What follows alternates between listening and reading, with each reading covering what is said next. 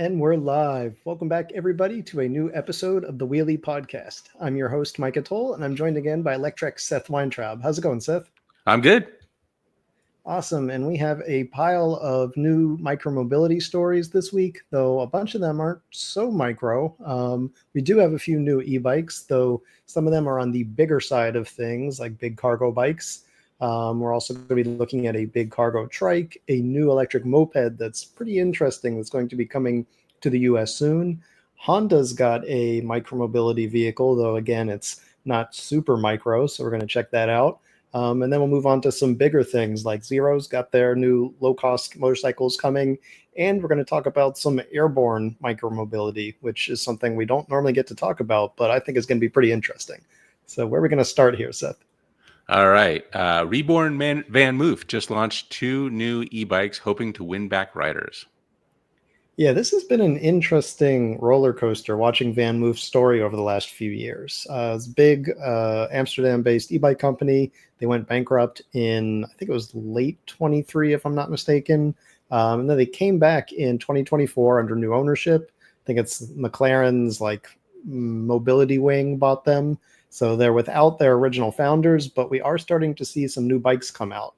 They just launched their new S6 line. It's 2 bikes, basically the same thing. One is just a lower step model, and they're hoping that this is going to be what sort of brings back the trust, so to speak, from riders who had previously been burned by the brand. Now, the S6 line, it does look a lot like what you'd expect from a VanMoof. It's got similar sort of design legacy to it, but it's got some new updates.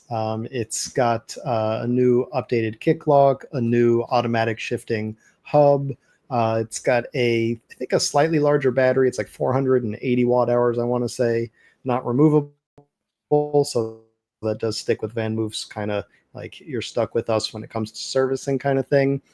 But it does seem like it's a bit simpler than some of the like super high tech bikes like the previous generation, the S5, A5, etc., that we saw just around the time that VanMoof was really entering into some serious financial troubles. So this S6 line, it's certainly still a VanMoof, but it looks like they're trying to fix some of the issues that might have led to their downfall, especially with the like super high tech side. Now they still have, again, a lot of the tech stuff that you'd expect from VanMoof, because if not, it'd just be like kind of a fancy looking Chinese e-bike, right? So you still got the location tracking. You've still got I believe the same phone app, though there's probably some updates there to make it more serviceable. A lot of the smart components are designed to be a little more serviceable now.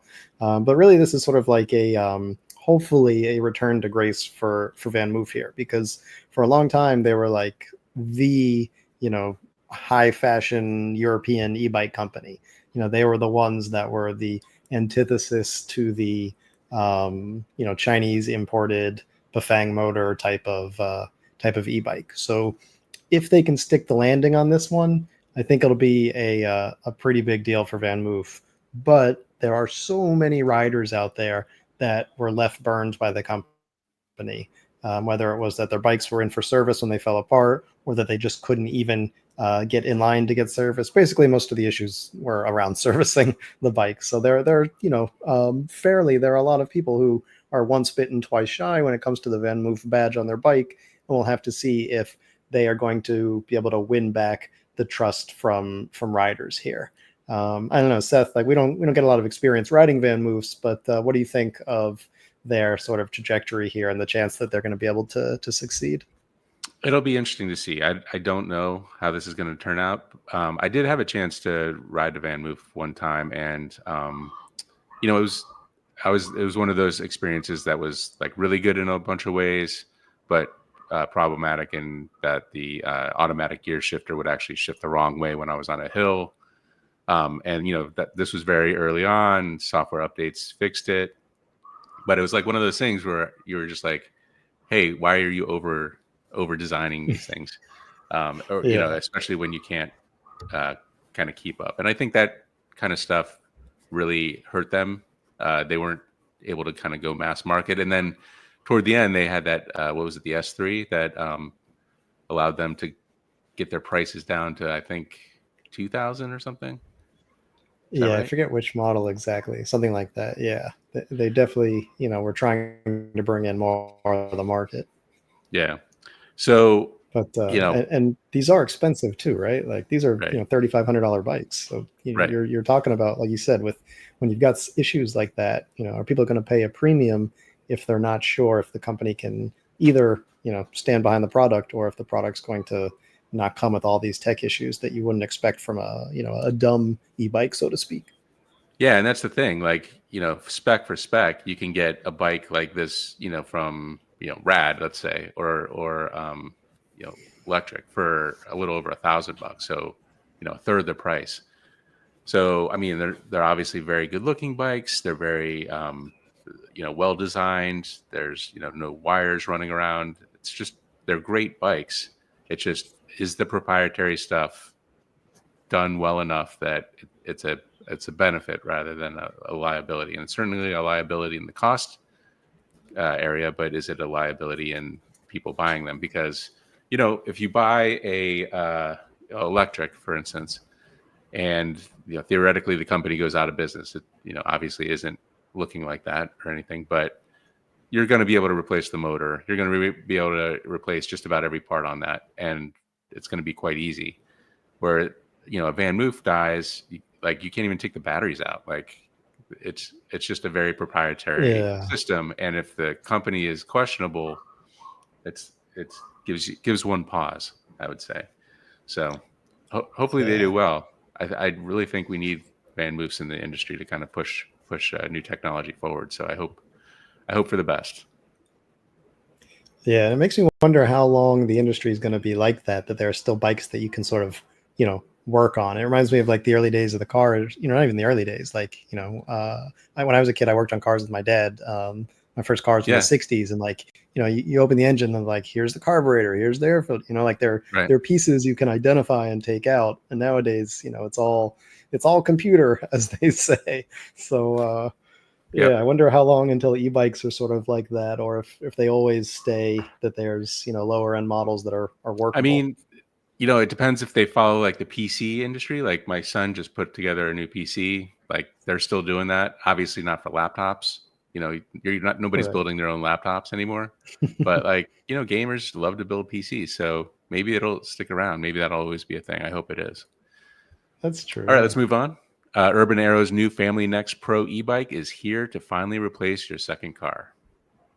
And it's a big one. So, like I sort of teased in the beginning, this is one of the biggest e-bikes that I think you'll ever see. It's a front loader style cargo bike. So it's that style with the big sort of bathtub in the front and the extended steering linkage. So you still got the handlebars sort of in the back half of the bike, but you steer normally. It is a two-wheeler, so it's not a trike or anything. This is a common design from Urban Arrow. It's called a bakfiets in Dutch, the style of bike. It's very Dutch. Of course, Urban Arrow is a Dutch brand, and you see these all over Europe, but now they are finally bringing this new model to the US. It's very cool to see Urban Arrow enter the US market. They entered, I think, the end of last year or early this year, and it's a style of bike that we just don't see very often.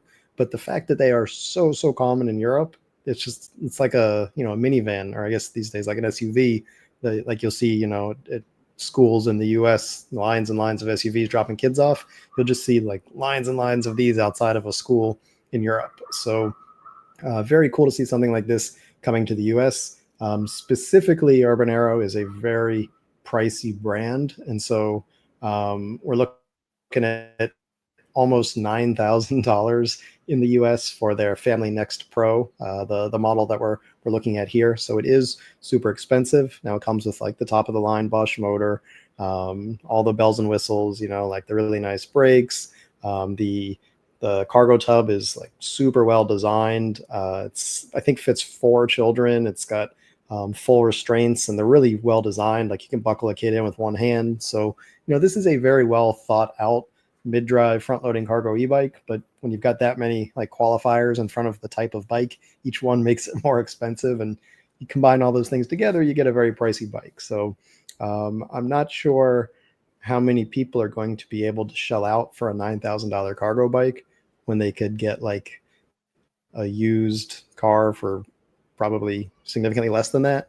But like we often talk about, it's not quite fair to compare cars and bike prices, because an e-bike like this can do a lot of things that a car can't. And when you can take 4 kids on a bike trail, I mean, that's especially if that's like a shortcut to school or the park or wherever, that's a big deal for a lot of people. And especially if it's your second car, because a lot of Americans are not able to totally replace a car. A lot of cities just are not designed to be able to be totally car free. But if you can replace a second car with a big cargo bike like this, then that can save you a ton of money over time. I mean, just car payments in the US are like, I think on average, like 900 or $1,000 a month. So you add in like gas, insurance, whatever, like spending $9,000 on a cargo bike, you might save more than that in a year by not having a second car. So I So wait, could definitely see. this thing Yeah. carries 4 kids? Yeah, I think it said up to 4 kids. I Wow. mean, smaller ones. You can see the Yeah. picture just down below. There's like a set of seatbelts next to that kid. Uh-huh. So I think Yeah. it's like 2 and 2, sort of they're all looking at each other. Oh, interesting. I mean, you're I mean, very much shoulder to shoulder. it is a big bathtub. I mean, you could almost conceive kids in that thing. Sorry, this is a family show, but Fair enough. You could also no, without a it's bike, I think. yeah. Yeah, I mean, it's definitely big and roomy in there. That's for sure. I think they had the cargo space somewhere, and it was like a volume that it's like hard to imagine, like some number of cubic meters of storage. That's like you can't picture it, but like literally imagine a bathtub between 2 bicycle wheels. If you're not watching the video here with us, and that's the size of this thing. Oh yeah, there are 2 kids next to each other in that picture. Yeah. Yeah, that's interesting. Yeah, so there's, I mean, Like it's so big, like you could put adults in there, or you could have like a jacuzzi in there or something. Like how much further do we need to go? Like a mobile jacuzzi would be a fun invention to have. It's yeah, just you're getting so big yeah, there. imagine steering as the water's like sloshing around though. Oh my Yeah, gosh. maybe not. You Just would always need go some extra straight. stuff here. Yeah. Yeah, but yeah, you can absolutely carry adults in these things. The few times I've been in Amsterdam, I definitely see what looks like a date night kind of situation where the parents are taking the bike that normally they'd used to drop the kids off at school, but there's like the dad pedaling and the mom is in the front, and they're just like dressed nicely, probably going to a bar or something. So Oh, like you could maybe definitely. my conception thing isn't so far off then. There you go. Yeah, I mean it was one at a time, but who knows? I didn't stay out that late, so Yeah, yeah. yeah, you could definitely take adults. And actually, I was there with my wife once, and we test rode one at a time. The being in the front of the tub thing on one of these. It was a Gazelle model, not a Urban Arrow. I think it's actually in the same like ownership. I think they're sister companies. Hmm. But yeah, like I was riding it around, and my wife was in the front tub thing, and there was plenty of room for her in there. So you could absolutely transport adults like this. Yeah, and I feel like every bike show that we go to, we end up taking pictures with one of us in the front of one of these. So it's definitely adult worthy. Yeah. All right. Just reading Michael's comment there. Seats 3 kids up front and 1 in the back, a necessity if you use it as Seth suggests. Okay. Sorry about that. If I ruined anybody's morning, the coffee is all over the floor. All right, let's move on. I've been using the pickup truck of electric bikes, and it's pretty amazing. I like this video. I have been just blown away by this thing. I've been testing out this bike. It's called the Oh Wow Cycles Conductor Plus. This electric bike. The company's Oh Wow Cycles, which is like a mouthful. But basically, it honestly feels somewhere between like a pickup truck and an SUV. It's a Delta trike, so it's 2 wheels in the back. But instead of having like just a cargo basket or box in the back, or just a bench like a rickshaw, it basically has both, because the rear can convert back and forth. The bench can fold forward to create a big, like literally a truck bed. It's got a tailgate and everything. Or you can fold it back, and you've got a bench wide enough to fit at least 2 kids. I sat in the back with my dad, so you can fit 2 adults as long as they're not too broad shouldered. And it's just like a really, really versatile trike for both people moving and cargo moving. If you're watching with us, you can see I loaded it up with just like a ton of cargo in the back, and it's really, really nicely designed. Now it's not cheap; it's like $3,800, but again, I mean, this is basically a car replacing type of e-bike here, especially as a second car, because not only are you getting like the cargo function, but you're definitely able to bring multiple kids back there. I actually had three of my nephews and niece in the back. Usually it was just two with the bench in like normal position, but I did it like here, if you're watching, where it's more of a hay ride where you turn into the truck bed setup, and then all three would sit back there. So a really cool setup. Seth, you're a dad. You think you could have driven your kids around like that? Now they're a bit old Oh, for sitting in the back, but yeah, now they're driving me. I think I would, I would prefer the front uh, tub version, just because I don't love the trike dynamics. When I turn, it's kind of like I have training wheels on. So, but I would certainly use this to carry around stuff. This seems like a perfect way to get around town, especially if, you're not going fast, if you're not, hitting the rough turns. It seems perfect. yeah, though I will say it's surprisingly stable because it's also super heavy. You want to wager a guess at how much that trike weighs? 250 pounds. Not that much. It's Oh, 180. So okay. Yeah. it's very, very heavy. And so like you can see me going over like curbs while turning and making fairly fast turns. Now it is a Delta trike, so you don't want to like do a fast hairpin, but it's Right. so heavy that it's pretty darn planted. And I didn't really feel like I was going to get thrown off of the side or anything. So from that sense, like, it felt pretty good. It also goes 20 miles an hour, which is pretty rare for a trike. Like normally they limit them to like 14, 15, just so that they're not so like dangerous in Yeah. corners. But this one lets you go 20, which is really nice. And when you're on those long straightaways, which I definitely did a number of them, being stuck at 15 or some of the bikes that or trikes that do 14, it's kind of demoralizing. So I was really glad to see that they actually let you go pretty fast on this one, as long as you're responsible enough to slow down before the turns. It is 750 watts, so it's pretty powerful, and I assume that's continuous rating because it felt quite powerful. I didn't have a lot of hills to test in Florida, but it accelerates very quickly and it's very powerful. So I think on small to medium hills, it's not going to be an issue. It does have two batteries also, so you've got a lot of range there. From I think it's one 1.8. I forget exactly how many kilowatt hours it is, but it's a pretty big capacity between the two batteries there. So powerful, fairly fast, at least as far as a tricycle goes, and a pretty long range. The biggest downside is just it's pricey. You got to spend $3,800 starting, and then I think it's 4,200 if you get the second battery, and of course that it's heavy. Like if you want to put it in a the back of a truck or something to bring it somewhere or wherever you like to ride, you're not just going to pick it up and toss it back there. You're not just going to like pick it up and put it on a bike rack. You probably need one of those like mobility scooter ramps or something like that to be able to drive it up into the back of a truck. Nice. It has a cup Does have holder on the cup front. holders. Yeah. It's such a simple thing, but everyone's like, oh, cup holders. It even Yeah, has two. that's impressive. I mean, if you're Yeah. in the And it's back, got and it's got two USB ports, USB-C on the handlebars and USB-A in the back. Like it's got a lot of accoutrements. fantastic. I Yeah. wonder if this is going to be big in the the bicycle rickshaw world. I mean, it only seats one back there, but it looks quite comfy. No, you can So see it a couple of people. yeah, okay, Yeah. Like I definitely like my dad and I sat back there. okay, Um, like definitely, if it's like a bigger person, I think, probably one and a kid. But as hmm long as like, not too big, then two adults could fit back there. yeah. I mean, there is this bicycle rickshaw world, and cities where, especially when you're not too far apart, and people get drunk and they want to have like a romantic ride or whatever. Uh, all those things happen. I wonder Yeah. if this would be a big seller in that area. I like it. It could be cool What's that?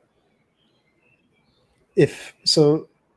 This would probably be full of regulatory issues, but the same way if you have a car, you can just be an Uber driver. if there was like an Uber, but for people with cargo bikes or trikes like this, where, for a few hours a day, you can just like give people like urban taxi rides in your cargo I'm bike or your surprised there cargo van. isn't something like that. I mean, I know in like Thailand, they have those motorcycle taxis, which like if you want to get Yeah, anywhere yeah. in Bangkok, if you want to get anywhere in Bangkok within like 20 minutes, you have to go on one of those. I actually Yeah, absolutely. I had to catch a flight, and my hostel guy was like, "It'll take 3 hours if you go by car or 20 minutes by bike." And I was like, Oh, I gotta get to the airport, and I had my huge backpack, and was no problem. I mean, it was wow. insanely dangerous, but no problem for the guy. Anyway, cool stuff. Yes. But I feel like if you had one of these, or like a rad runner or anything with a passenger package, it'd be a cool way to Yeah, just make some extra money for a couple hours a day. yeah, and fun and some exercise. I like it. Yeah. All right, let's move on. This new electric moped is coming for your streets and bike lanes, and that's a good thing. I am just super excited about this thing. This is called the Olto or Alto. It's spelled Olto. I'm not sure exactly how to pronounce it, but it's from a company called Infinite Machine. They're a fairly young startup. This is their second model. They're based somewhere in New York. It might be New York City. And this is a really cool design to me. It's much simpler than their first electric moped, or I guess their first one was really more of a scooter, like a Vespa style scooter. But this one it's a bit smaller. It looks like it's probably easier to produce because it's not quite as fancy. But this one really is what I would call a true moped in the traditional sense of the word, because it actually has functional pedals. Now, I don't think anyone's really going to pedal this thing because it's really designed more like those sort of Chinese e-bikes in China, where the pedals are really just for regulatory compliance, and a lot of people just take the pedals off. So that's basically what we're looking at here. This is a moped it's really designed for regulatory compliance with electric bicycle laws. So it fits Class 2 e-bike laws. It goes 20 miles per hour. It has pedals, even though they're kind of stubby, and they actually even have this cool like magnetic leveling thing where if you're not pedaling, they'll like level themselves so they work better as footrests. Though you can also still use that like main like area in the center, just like a seated scooter for your feet. And it has a very sort of scooter or moped like seat where it's not a bicycle saddle. It's really more like a scooter seat, like a bench seat. So this is very much meant to sort of slip in under electric bicycle laws so that you can ride it in the bike lane. You don't need a license or insurance or registration or any of that stuff. Now, I said that it is a 20 mile per hour vehicle and it does fit Class 2 e-bike laws. However, it can get up to 33 miles per hour if you put it in off-road mode. So what does that mean practically? That everybody is going to put it in off-road mode and it's going to be a 33 mile per hour scooter for riding around the city. Is that legal? Technically, probably not. Do I have a big problem with it? And I don't really think so. This is one of those cases where like I almost consider it civil disobedience in that like it's not a crazy fast speed, 33 miles per hour is not dangerously fast. We're not talking about a 45, 50 mile an hour Sauron. It's 33 miles per hour. If you imagine, riding around a city, you're basically a small motorcycle. Now, this is not it's not designed to be registered like a motorcycle, right? So, it's probably is not compliant with DOT rules. However, it does seem to be very well built. This comes from a company that previously made a much larger Vespa style scooter. So they know about building motorcycle class vehicles. It's also very, very techy. So it's got, built-in tracking, several anti-theft features, 4G LTE, what's it called? Location services. So it's always on, beaming its location back to your app, as well as a place for hidden air tags. So you can use multiple methods to track it. It's got a secondary battery. So if you pulled the first one out for charging, all the electronics for the anti-theft still work, and it can still tell you its location, even if it's got the battery taken out of it. There's this really cool dock, by the way, so you can charge the battery like in your apartment. It's got just a lot of really cool sort of design features to it that you don't see with a traditional e-bike, even though this is very much meant to fit into traditional e-bike regulations. Now, that being said, this is um, not exactly kosher in terms of legality if you're using it the way probably everyone will, which is to put it in off-road mode and still ride it in the bike lanes and ride it on public streets.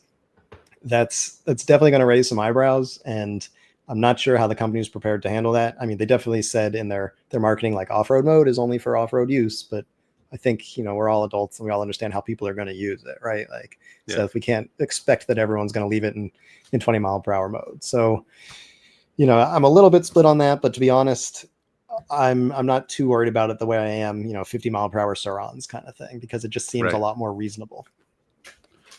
Yeah, and like it does have pedals. Have we seen the pedaling experience, what that's like, or are those vestigial? Yeah, they're basically kind of stubby. You can see them in the picture there. I'm sure they're Yeah. not comfortable to pedal. But like we said, I don't think anyone's actually going to, like, maybe if you ran out of battery and you're okay pedaling at like what I assume is going to be 5 miles an hour, because Right. obviously there's no derailleur or anything. Like, it's just the single speeds. They have to make it somewhat pedalable, so it's probably going to be super low geared. But yeah, I can't imagine anyone ever pedals it for anything other than a necessity because you've run out of battery. Yeah. Also, it looks like kind of like a Cybertruck a little bit, which I think maybe when they were designing this seemed like a cool thing to do, and now maybe is a less cool thing. Yeah, What are so your their thoughts there? first model was a lot more Cybertrucky. Like, I Uh-huh. think in the beginning, because it came out right around when the Cybertruck actually launched, a year and whatever Yeah. ago, and they sort of leaned into it a little bit. They're Yeah. like, yeah, like it's kind of like yeah, exactly. So their first model very much Cybertruck inspired.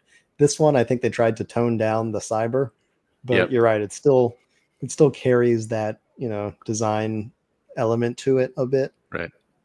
I think this one's probably nicer because it looks a little less Cybertrucky, in my Right. opinion.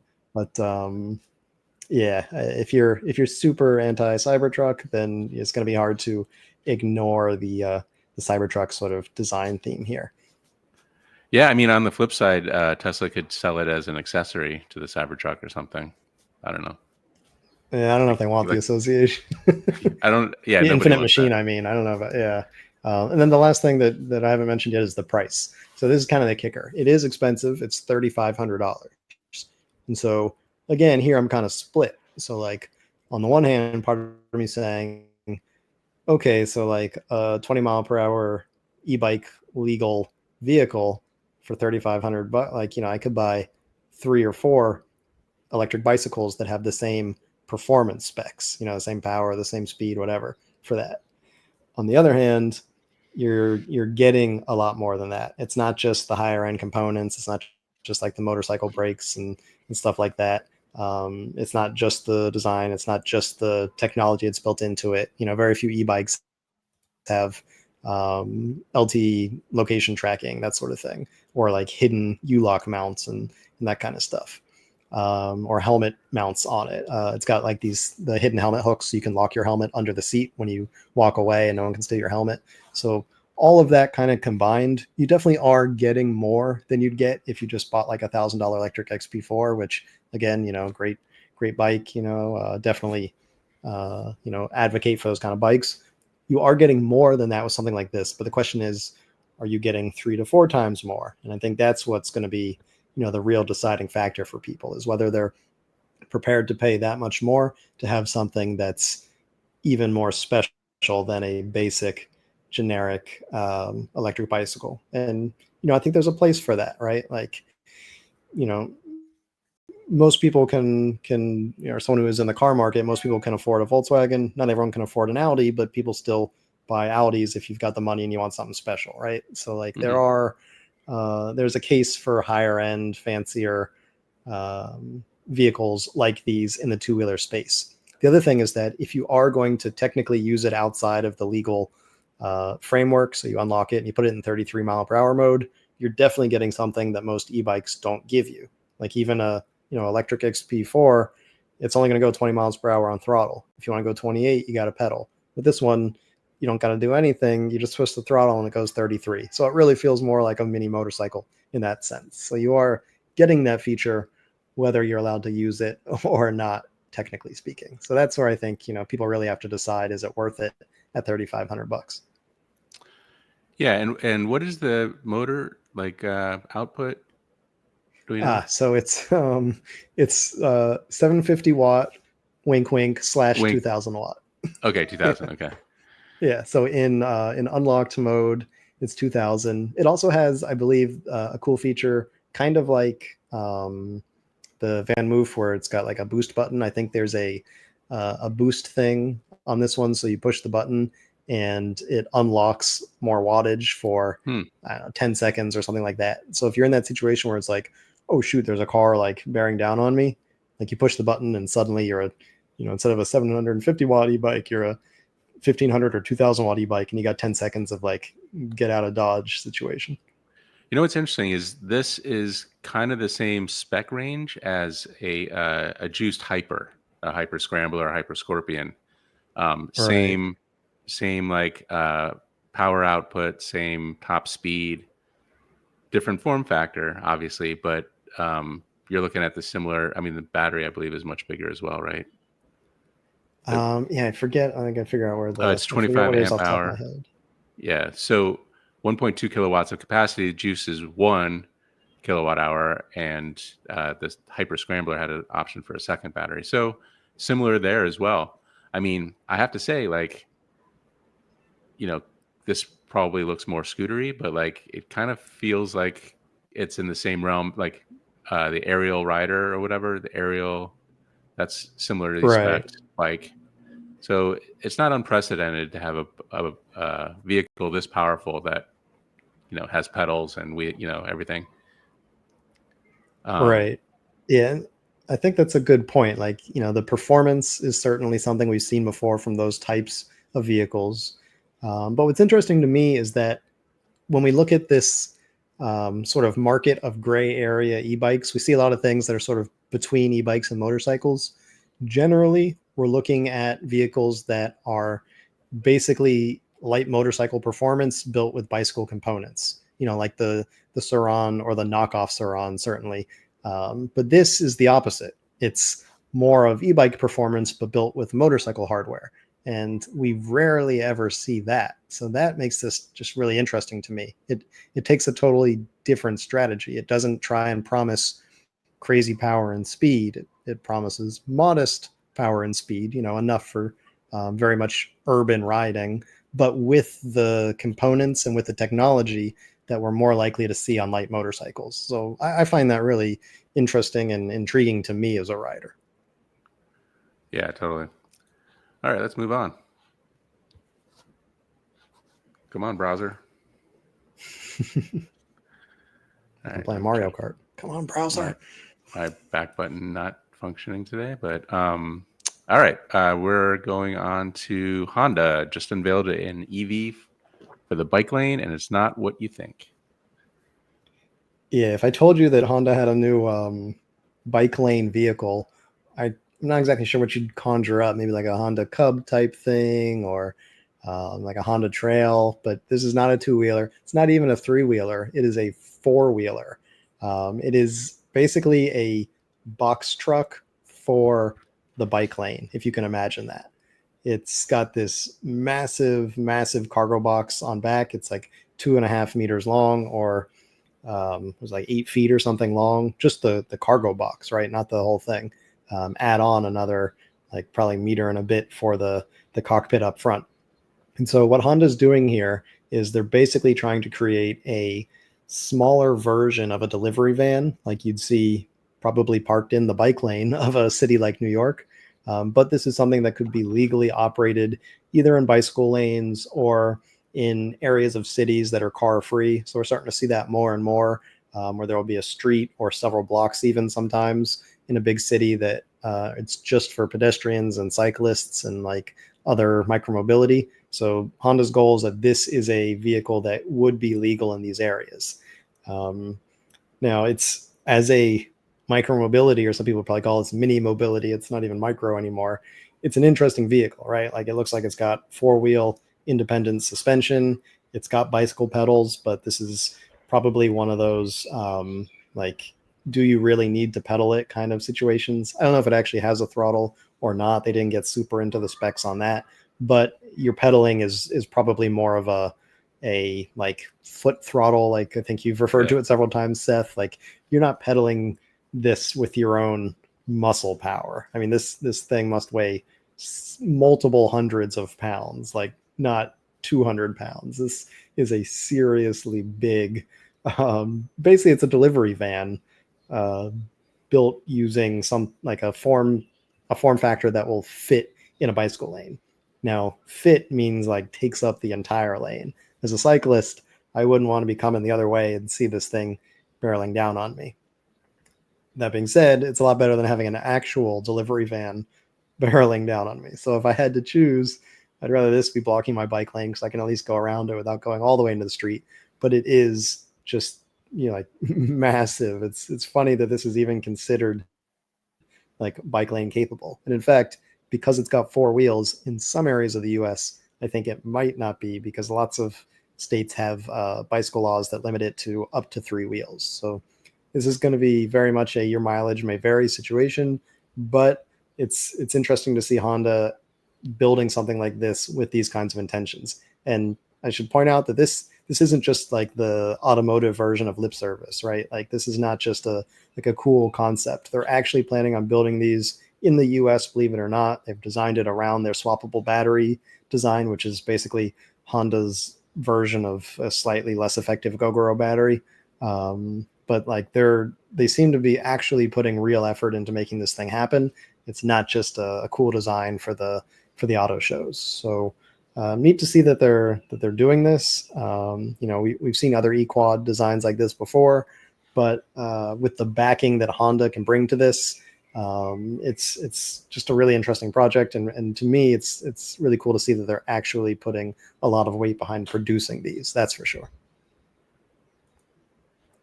Yeah. We've seen these. I wonder if they have any orders from UPS, FedEx, DHL. Like it seems like one of those things where one of these companies could say, "Hey, we're going to buy 10,000 of these if you build it." But I don't think we have any news on that, right? Yeah, we haven't heard about any orders yet, but you're right that we've certainly seen companies like DHL and UPS using these in Europe, and I think even there have been a couple pilots in the US where they've used these sort of four-wheeled big e-bike van things. There are a couple other manufacturers, a little bit smaller. EAV is one, I believe. There's another one. I think it's Citizen Cycle, if I'm not mistaken. Or maybe that's someone else that make ones for UPS, not UPS, USPS, the Postal Service in the US. So we've seen some adoption there. But if I was like a big logistics company and I saw that Honda was making this, I would probably feel a lot more comfortable buying 1,000 of them at a time, knowing it's coming from a massive manufacturer like that it's not just some startup that has a cool idea for Right. a four-wheeled bike or something. So there's definitely going to be more buy-in, I think, for that. And I should point out that this is Honda started a subsidiary company. It's called Fastport for these, but it's like a fully within Honda thing. It's not like some like partnership where they just stick their name on it. So they're definitely putting their weight behind it, but they've started a whole like mini company for these called Fastport. All right, let's move on. Yeah, I like that idea. It's you mentioned with the Honda having a big foothold. Like I'm sure they have fleet sales and they have service centers and everything that would make buying one of those easier for these big companies. Definitely. All right, Zero announces its new low-cost electric motorcycles have begun production. Yeah, this is big for folks who have been wanting sort of a Suron style bike, but they wanted to come from a company that they perhaps have a little more trust in than some sort of no name from across the world company. This is the same Zero motorcycles that we've covered for years. You probably know them better for $20,000 flagship electric motorcycles.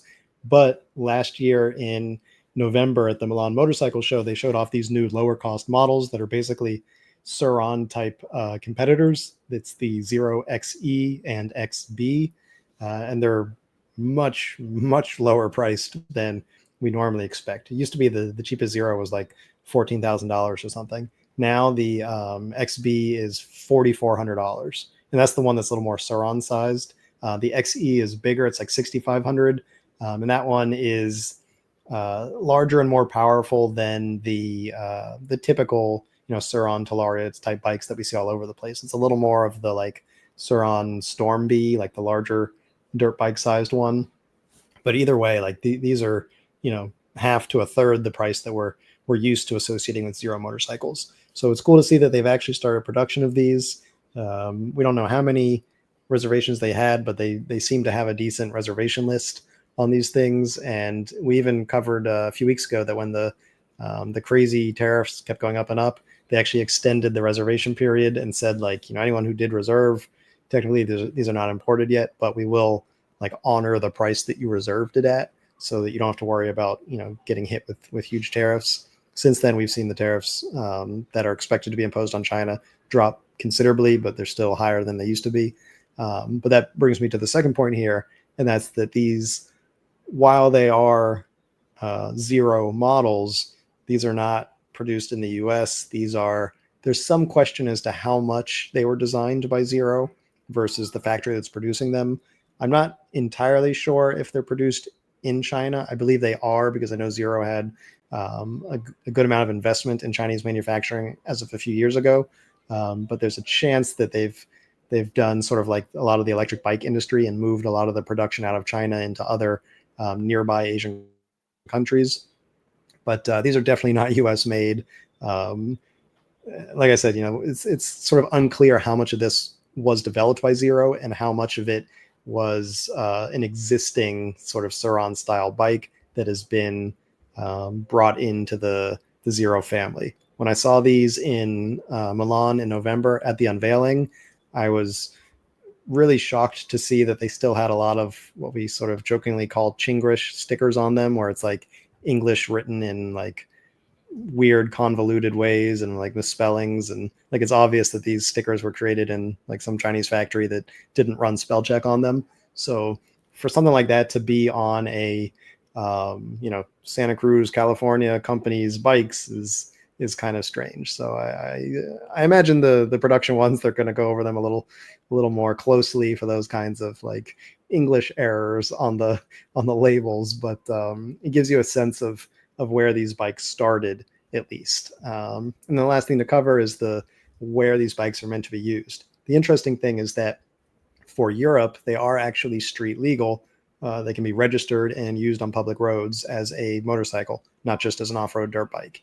In the US, these are not street legal, so they are intended purely for off-road use, jump parks, motocross tracks, fire roads, private property, wherever you want to ride. Probably they'll still be ridden on road, because you see a lot of people riding Saurons and Talarias on the road, but they are not designed for that. And I know there were a few people in the comments of that article asking, well, like, all right, if they're street legal for Europe, what do you got to do to make it street legal for the US?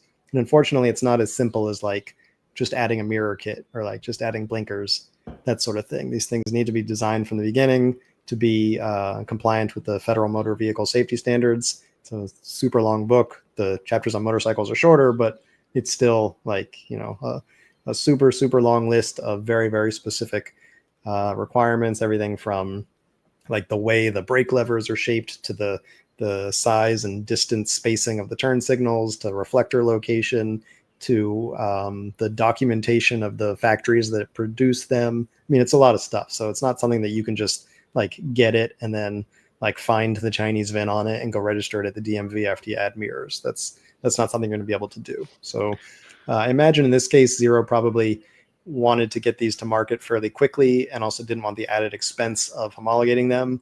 But I do hope that it's something they consider in the future, because just having these limited to off-road use, I think is going to significantly limit their sales. If someone can sort of justify in their mind, like, yeah, it's a cool toy, but I could take it to work, then maybe it would sell better. I don't know. What do you think, Seth? Well, they could always do the Luna trick and just throw a sprocket with some pedals. There you go. There you go. Yeah. Maybe they can even buy that kit. I think it's for the Talaria now. They have one for the Talaria, but the Luna They used have to have one there too? I think they do. They used to have a kit that somehow uh, put pedals on these things. Oh my gosh! Not that we But condone this, not that we condone it, but like but it exists. it exists. Uh, Yeah. so basically, this is they've obviously outsourced a Suron basically to China.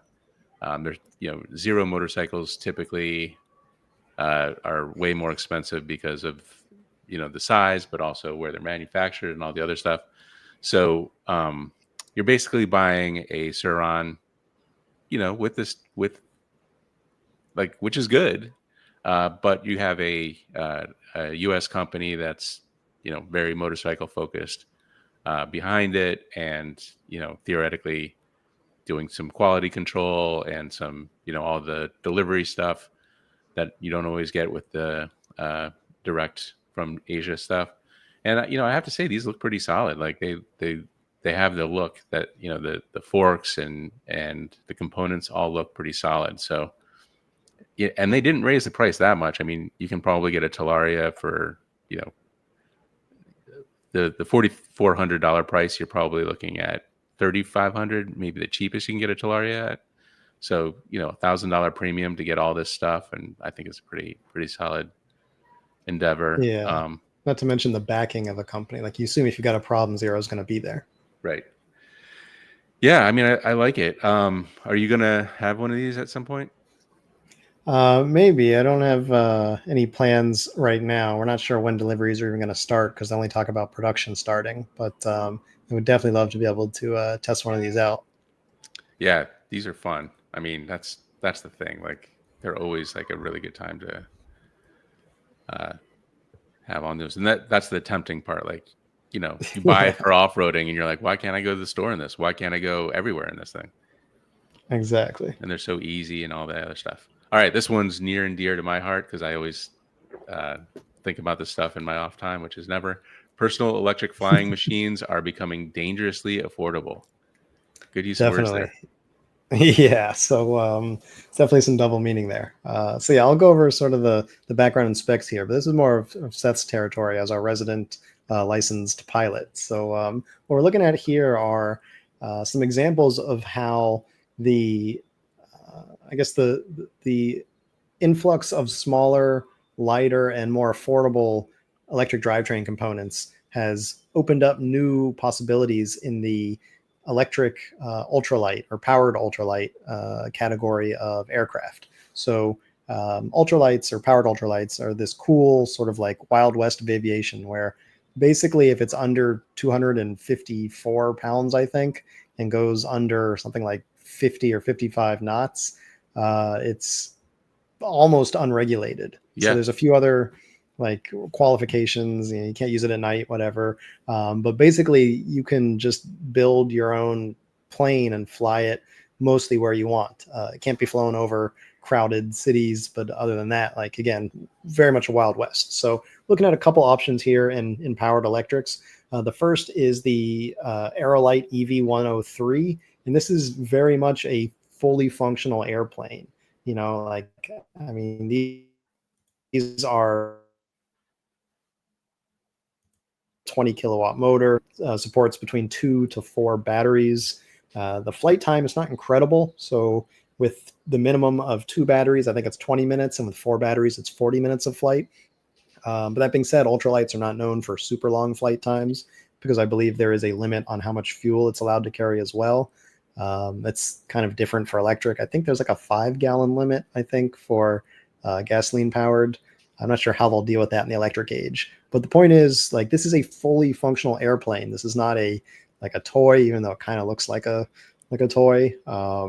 You get in and fly this thing, and it's not even that expensive. It's like $20,000 to build this. I mean, that's not cheap, but like when someone says, "Oh, I've got my own airplane," like you don't think that they built it in their garage, and you could literally like get this kit, assemble it in your garage, like you would have done with an airplane model when you were a kid, and fly it.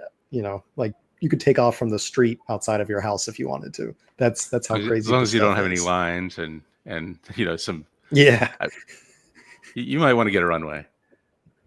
Yeah, so again, we're not like this is not a comment on any of the safety aspects of this. Though I do believe that all of the safety equipment, like if you add a parachute and that kind of stuff, is not counted in the 250 something pounds you're allowed. So there are a number of things you can do to make these fairly safe. But people fly these all the time. Like these are real airplanes, and the fact that you can literally like get all of the materials, like it'll arrive to your door, and you can assemble your own airplane and just like fly it, especially if you live in a rural area. Like if you've got a little barn or something that is basically a hangar, you can just roll it out and just take off from your field. Like that's wild. Yeah, I don't know. Like and you that's you don't even need a pilot's like license, but you should get one. yeah, that's the it's there's like less regulation here than electric bicycles, which is crazy to me. Like Yeah, I mean, I guess this is an airplane. there's a certain Darwinian factor, like you kind of weed out the There you you know, go. like you So you this really should learn how to fly one of these. You shouldn't just get one. Like if you're reading this right, or watching this or listening to this right now, and you're like, huh, I I don't want to have to get a pilot's license. That sounds like a lot of work, but I can just fly this plane. You should just go take some lessons first. Like you're gonna feel much better about everything if you're like if you practice landings and with an instructor first. Don't just buy one of these things. It's not like Flight Simulator. So that's what I Um, wanted to ask you about, because like, so I don't want to be that guy that's like, oh yeah, if the pilot was capacitated, I could probably land the plane. But like, let's just say that I got one of these kits and I just like built it in my backyard. Like, can you fly it without professional pilot training? Like, how much goes into like taking off and landing safely, like surviving it? yeah, I mean there's a lot of nuance to that. Like you definitely want to flare at the bottom. You don't. I mean there's like a lot of stuff that I didn't know going in to flying, and um, I I would. I mean I maybe I have more sense than some people, but like I wouldn't go into flying unless I had taken a good amount of lessons. So like you learn about like all like, oh, what is stalling? Like, oh, how do you get out of a stall? If you're in a stall, how do what are the best practices? And if you do like go through flight training, you can avoid almost every like whenever there's an accident, the pilot usually did something wrong. Like it's not usually like a wing falling off. So um getting that training is important because you kind of you get further and further to the edge cases where like you know if you do have a malfunction or whatever, how do you land a plane without some of your rudders or whatever? um those are important lessons to learn before flying. But that said, you could probably get one of these up in the air with some training after maybe 20 hours of training. I would Yeah. feel safe recommending somebody who's pretty knowledgeable uh, do that. There is a lot of nuance to flying. Like I certainly didn't know about a lot of this stuff. Yeah, and I think you make a good point that like if you're only worried about like getting up and coming down in one piece, like it can be done in a minimal amount of time, but it's all of the like the unknown or the things that can go wrong that I assume that there are standard procedures to handle that if you don't Right. know, that's where you're going to run into a problem very quickly. Yeah, and it's good to get some some pilots experience. There's also wind patterns that you got to think about, especially with these super light ones that you get a cross breeze in certain areas that might be dangerous. So there's a Oh lot of wow, yeah. nuance. Yeah. And so that brings us to the next, which is like even more micromobility of powered electric aviation. And that's an electric paramotor. So for anyone who's not familiar, if you've ever seen those guys that have like the propeller on their back in a backpack and they're hanging from a looks like a parachute, that's a paramotor. So it's there are people that do this even without motors, right? Like just paragliding, where you Yeah. just like run off of a hill.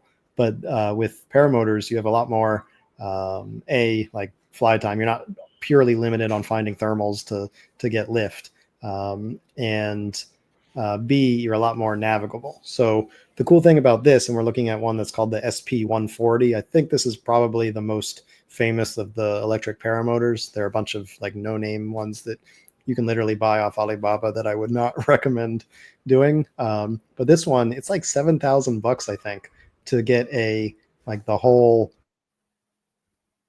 paramotor kit. So I mean, that's just, again, like in terms of democratizing flight or powered flight, that is crazy affordable to be able to just Yeah. like literally take off from your backyard. In this one, really, like we joked about, like you could roll the ultralight out of your garage and take off like down the street of your subdivision.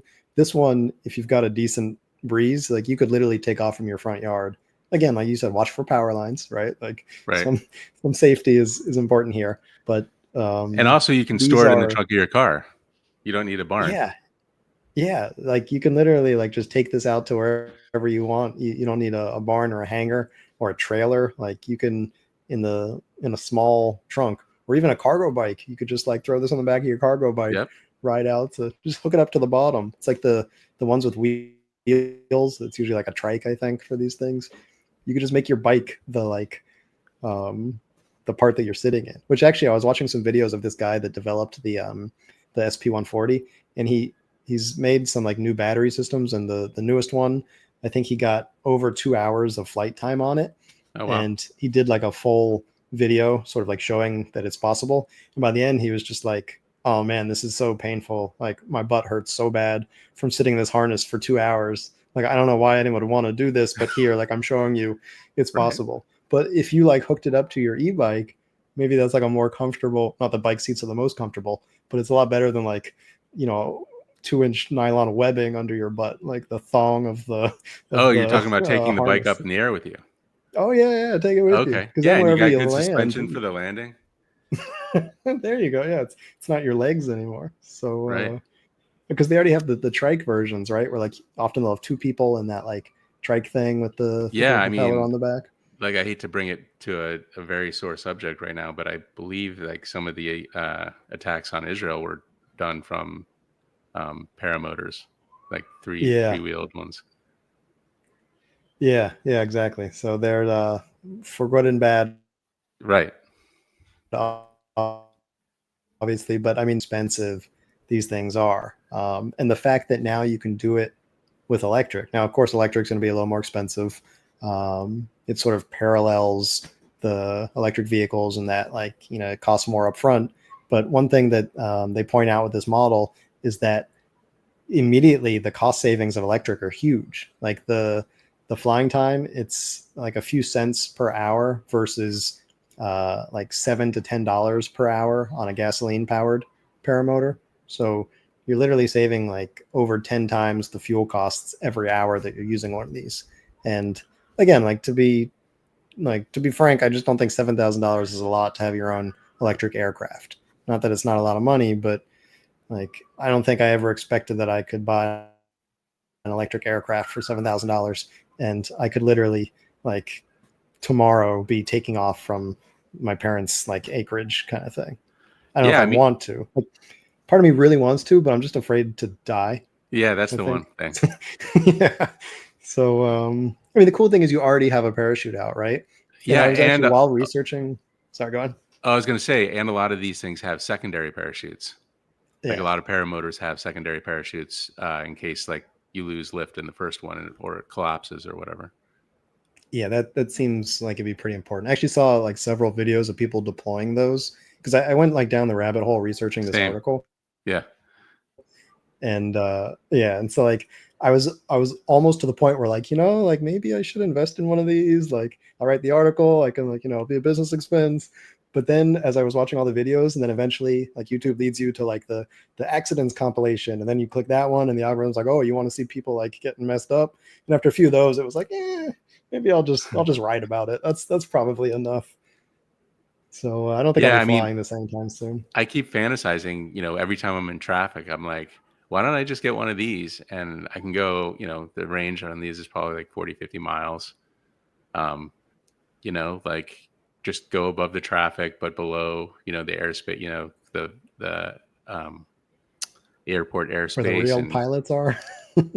yeah, where the real planes are. And, like you don't want to be in the landing pattern of a jet or anything. But, Yeah, it's like how people keep that like small folding e-bike in their trunk. right. You can keep your electric paramotor in your trunk. Yeah, and also like, if you lived on an island, for instance, or, you lived on one side of a river and then the road to the other side of the river was, way up or down, and you just want to hop over. I mean, I can see these as transportation options. Like, okay, here's an example.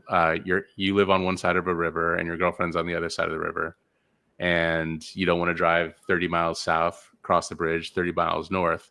You just pop this, on your back, and you're across the river in a couple minutes Yeah, and dry. absolutely. I think, and I think that the other really great use for this would be in rural areas where the the distance to somewhere, the way the crow flies or the way the paramotor flies, is Right. significantly shorter. Like if you're limited by like where the country roads go, then it could be like a 20 or 30 mile drive when it would have been a 6 mile like direct flying route. So something like that, like you just need to like go to the store. You just bring a couple like canvas hippie shopping bags and you like do your shopping and you fly home, right? Like I imagine you can carry a few dozen pounds of cargo on these things, no problem. My big thing with paramotors is that it looks so inefficient. Like that, you've got the meat sale, like the person, but you also have like, just like a bunch of crap that none of it looks aerodynamic. And of course, if you're going to use it as transportation, you want to know how fast it goes.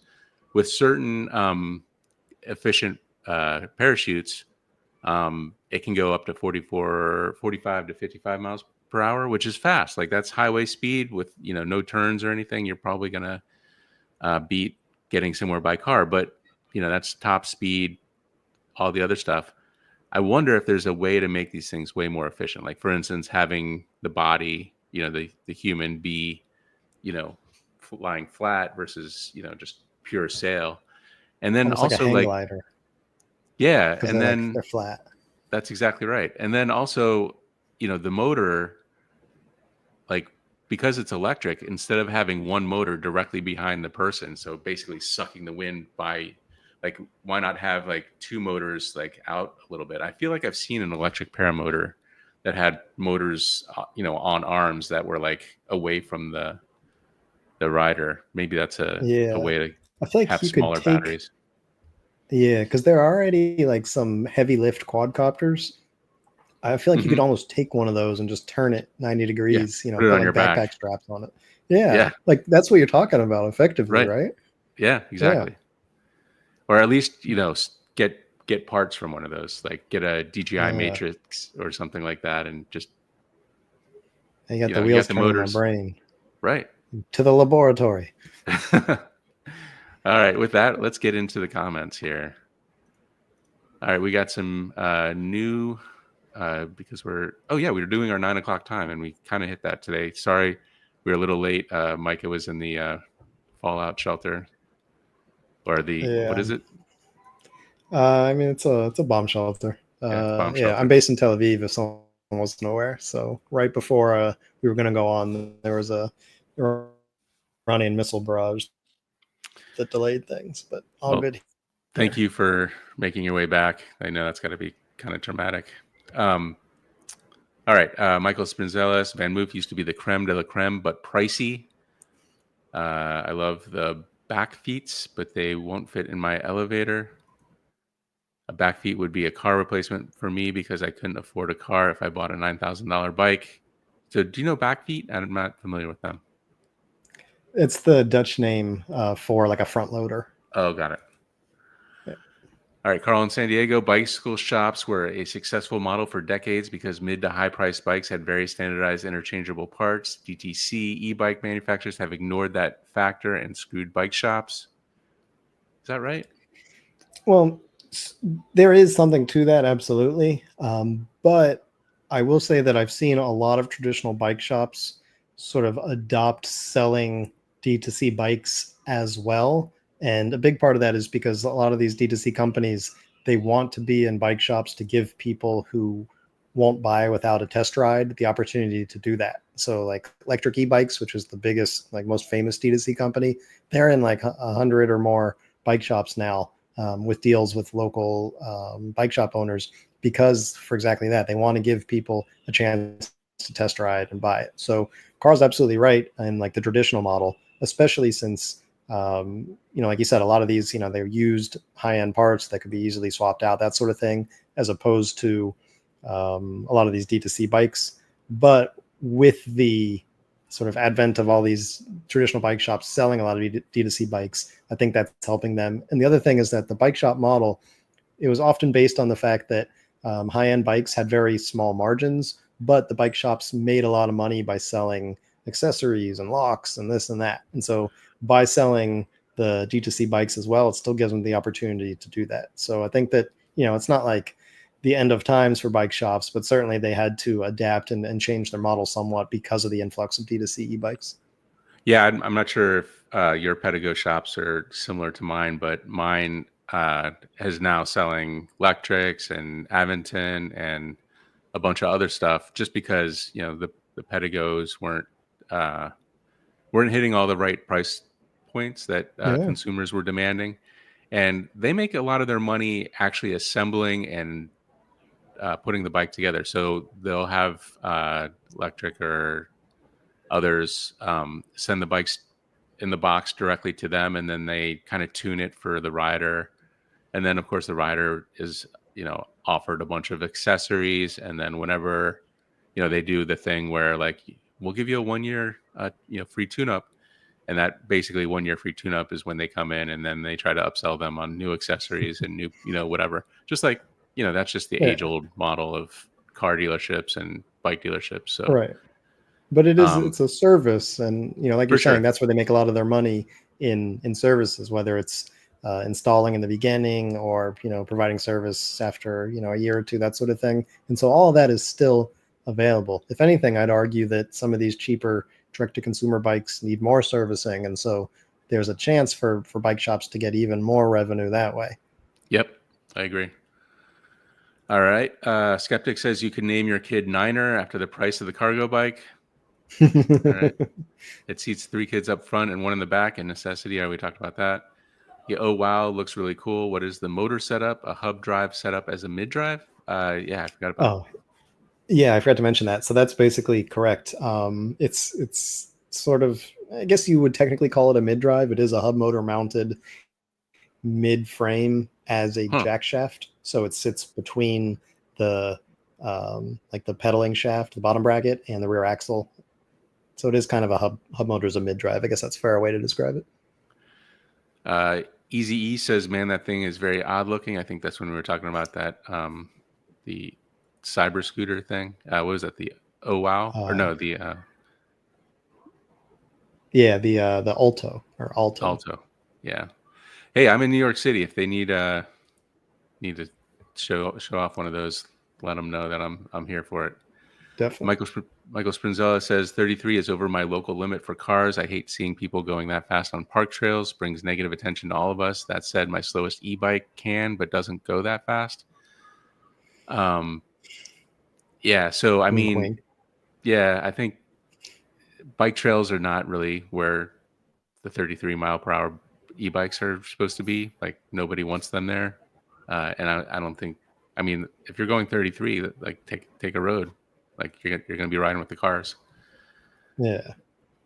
Yeah, and keeping And up it, with them in a lot of cities. yeah, for sure. In Indy, I never ride the trails that fast, but when you have to get to the streets, you need something that goes at least 40 miles per hour because the drivers here will either run you off the road, run you over, or off the road. Yeah, that's problematic. In New York City, at 40 miles per hour, I'm whizzing by cars. I'm probably getting my bike confiscated. That's exactly right. All right, Mo says, as long as they're illegal on Bike Pass, what's the price point? I think we were talking about, 3,500. I can see these Hondas double parked blocking bike lanes all over New York City. That's probably what would happen. It's Definitely. funny, the UPS drivers where I used to live in New York City would just park like wherever they wanted to, and they would get a ticket, and they would just they would just have like 10 tickets a day. Yeah, That it's the was just cost of part of doing business for them. cost of Yeah. doing business. It was so crazy. Yeah. These look just like what Amazon is using in New York. Well, maybe Amazon has, is buying them, behind the scenes, and Honda's just like, hey, we're going to make these direct to consumer.